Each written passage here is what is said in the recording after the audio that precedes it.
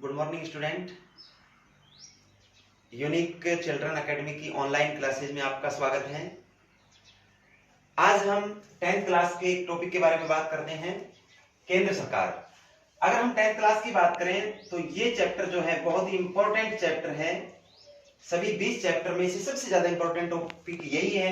8 number का question जो है इसमें से एक 7 नंबर का बड़ा क्वेश्चन और एक 1 नंबर का छोटा क्वेश्चन इस चैप्टर में से रहता है। हम बात करते हैं केंद्र सरकार के बारे में।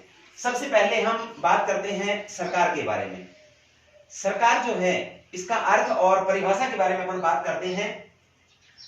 सबसे पहले हम बात करते हैं राज्य के बारे में। राज्य एक भावनात्मक अवधारणा है और इस भावनात्मक अवधारणा को जो अमूर्त है उसे मूर्त रूप प्रदान करने और उसे मूर्त रूप प्रदान करके एक संस्था के रूप में कार्य करने का जो कार्य है, राज्य को सरकार जो है वो एक संस्था के रूप में कार्य करती है जिससे कि राज्य को मूर्त रूप प्राप्त होता है। यानी इस अमूर्त संस्था को राज्य जैसी भावनात्मक संस्था को, अमूर्त संस्था को मूर्त रूप प्रदान करने का कार्य जो है वो सरकार द्वारा किया जाता है। इस संबंध में हम गार्नर की परिभाषा के बारे में बात करते हैं।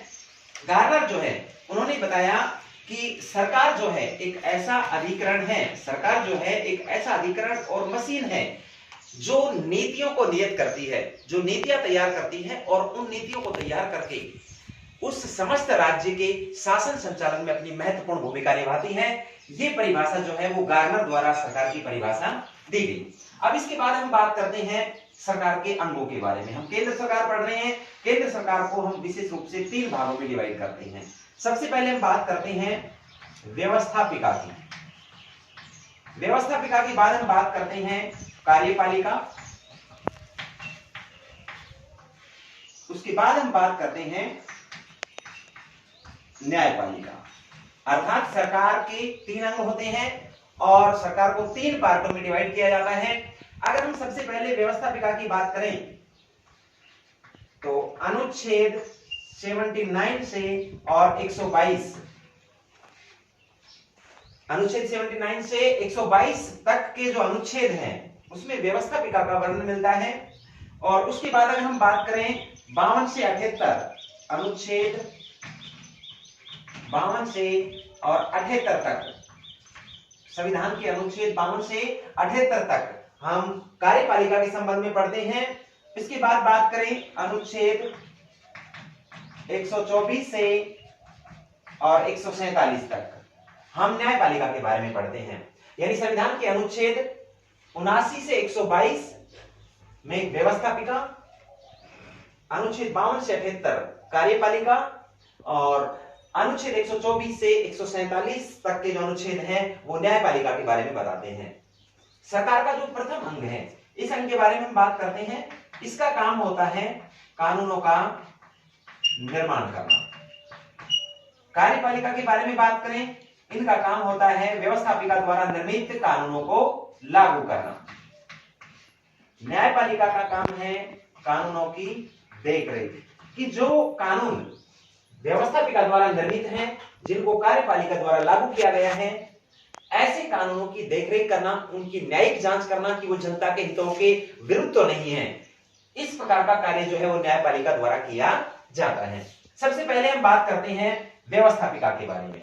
व्यवस्थापिका के बारे में मैंने अभी आपको बताया 79 से 122 जो अनुच्छेद हैं, इसके बीच जो है व्यवस्थापिका का वर्णन मिलता है। अगर हम व्यवस्थापिका के बारे में बात करते हैं तो व्यवस्थापिका जो है वो उसके 3 अंग होते हैं। सबसे पहले हम बात करें राष्ट्रपति, उसके बाद हम बात करें लोकसभा और उसके बाद हम बात करें राज्यसभा। यानी 3 चीजें मिलकर जो है व्यवस्थापिका का निर्माण करती हैं और व्यवस्थापिका को हम संसद के नाम से भी जानते हैं। संसद बोलते हैं, इसके 3 पार्ट होते हैं। राष्ट्रपति भी संसद का सदस्य होता है, लोकसभा और राज्यसभा के सभी सदस्य मिलकर संसद का निर्माण करते हैं और संसद को ये व्यवस्थापिका के नाम से जानते हैं और जिसका मूल काम होता है कानूनों का निर्माण करना। सबसे पहले हम बात करते हैं यहां लोकसभा के बारे में। लोकसभा जो है उसका निर्वाचन जो है वयस्क मताधिकार प्रणाली के आधार पर होता है। यानी 18 वर्ष से अधिक आयु के जो व्यक्ति हैं उन्हें वोट डालने का अधिकार प्राप्त होता है, जिसे अपन वयस्क मताधिकार के नाम से जानते हैं, और वयस्क मताधिकार के आधार पर ही लोकसभा के सदस्यों का चुनाव किया जाता है। अब उसके बाद हम बात करते हैं लोकसभा के सदस्यों के बारे में। अगर हम संविधान के अनुसार बात करें तो संविधान में, जिस समय संविधान को निर्मित किया गया, लोकसभा के सदस्यों की संख्या जो है वो 550 निर्धारित की गई। अगर हम वर्तमान समय की बात करें तो वर्तमान में 545 सदस्य जो है लोकसभा में निर्वाचित किए जाते हैं। लेकिन अगर हम 1987 के अधिनियम, जिसके तहत गोवा और दमन दीव जो केंद्र शासित प्रदेश हैं, उनका जो 1987 का जो अधिग्रहण है, उसके अनुसार इनकी सदस्य संख्या जो है वो 552 निश्चित की गई। अब अगर हम इन 552 सदस्यों की बात करें तो इनमें से 530 सदस्य जो हैं वो जनता द्वारा निर्वाचित होते हैं वयस्क मताधिकार के आधार पर। 20 सदस्य जो हैं, ये 530 जो है वो राज्यों से होंगे, सभी राज्यों से। उसके अलावा जो 20 सदस्य हैं ये भी निर्वाचित होंगे, और ये सदस्य होंगे केंद्र शासित प्रदेशों से। अगर हम बाकी 2 सदस्यों की बात करें तो ये आंध्र भारतीय यानी एंग्लो इंडियन समुदाय के व्यक्ति होते हैं, जिनका मनोनयन जो है वो राष्ट्रपति द्वारा किया जाता है। अर्थात ये 552 सदस्य जो है वर्तमान में निर्वाचित हो सकते हैं, लेकिन वर्तमान में इनकी संख्या जो है वो कितनी है, 543 सदस्य वर्तमान में लोकसभा के सदस्य के रूप में निर्वाचित होते हैं। अब इसके बाद हम बात करते हैं लोकसभा के सदस्यों की योग्यताओं के बारे में। वह व्यक्ति जो भारत का नागरिक हो, लोकसभा सदस्य बनने की योग्यता रखता है, और उसकी न्यूनतम आयु जो है वो 25 वर्ष होनी चाहिए। न्यूनतम आयु 25 वर्ष, वह भारत का नागरिक हो, किसी भी लाभ के पद को वो धारण नहीं करता हो, उसके अलावा उसे पागल दिवालिया घोषित नहीं किया गया हो, ऐसा व्यक्ति जो है वो लोकसभा का सदस्य बनने की योग्यता रखता है। अब इसके बारे में बात करते हैं इसके कार्यकाल के बारे में। अगर लोकसभा के सदस्यों के कार्यकाल के बारे में बात करें तो लोकसभा के सदस्यों का कार्यकाल जो है वो 5 वर्ष होता है साधारण परिस्थिति में। लेकिन अगर राष्ट्रपति चाहे तो प्रधानमंत्री की सलाह के आधार पर 5 वर्ष से पहले भी लोकसभा को भंग कर सकता है। और अगर हम भारत की बात करें तो अब तक 9 बार ऐसा हुआ है जब लोकसभा को समय से पूर्व प्रधानमंत्री की सलाह के आधार पर राष्ट्रपति ने भंग कर दिया है। लेकिन साधारण परिस्थिति में इसका जो कार्यकाल है वो 5 वर्ष का होता है। इसके बाद अपन बात करते हैं लोकसभा के अधिवेशन के बारे में। लोकसभा का अधिवेशन जो है, अगर हम लोकसभा राज्यसभा के संयुक्त अधिवेशन की बात करें, संयुक्त अधिवेशन को बुलाने का जो कार्य होता है वो किसका होता है, राष्ट्रपति का होता है, और इस संयुक्त अधिवेशन को स्थगित करने का अधिकार भी राष्ट्रपति को होता है। अगर हम इसके अधिवेशनों की बात करें तो लोकसभा के किसी भी अधिवेशन के मध्य 6 माह से अधिक का अंतराल नहीं होगा, यानी एक साल में, एक वर्ष में कम से कम 2 बार जो इसकी बैठकें निश्चित रूप से आयोजित की जाती हैं। अगर इसके बाद हम बात करें लोकसभा के पदाधिकारियों के बारे में तो लोकसभा के 2 पदाधिकारी होते हैं, एक अध्यक्ष और दूसरा उपाध्यक्ष। अध्यक्ष और उपाध्यक्ष। अगर हम पहले बात करते हैं अध्यक्ष के बारे में, अध्यक्ष और उपाध्यक्ष दोनों ही लोकसभा के जो निर्वाचित सदस्य होते हैं उनमें से सभी सदस्यों द्वारा अपनी सहमति के आधार पर अध्यक्ष को नियुक्त किया जाता है। अब इसके बाद हम बात करते हैं अध्यक्ष के कार्यों के बारे में। देखो, अध्यक्ष जो है उसका काम है लोकसभा की कार्यवाही को शांतिपूर्ण तरीके से चलाना, अनुशासन बनाए रखना, लोकसभा में किसी भी प्रकार की वाद विवाद की स्थिति में सभी को बोलने का अधिकार प्रदान करना।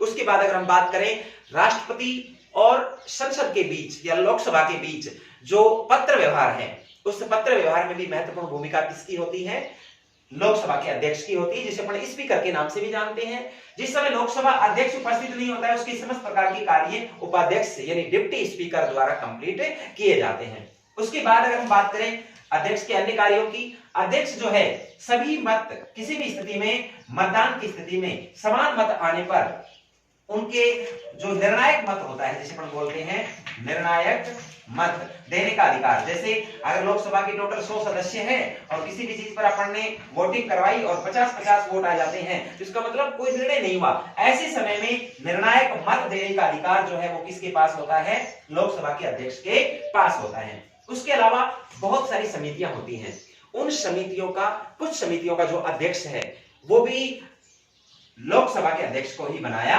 जाता है। सबसे महत्वपूर्ण कार्य जो है अध्यक्ष का क्या होता है कि कोई भी विधेयक, धन विधेयक या वित्त विधेयक है या नहीं है, कोई भी विधेयक, वित्त विधेयक या धन विधेयक है या नहीं है, इस चीज को जो साबित है, इस चीज को जो प्रदर्शित है, वो किसके द्वारा किया जाता है? अध्यक्ष के द्वारा।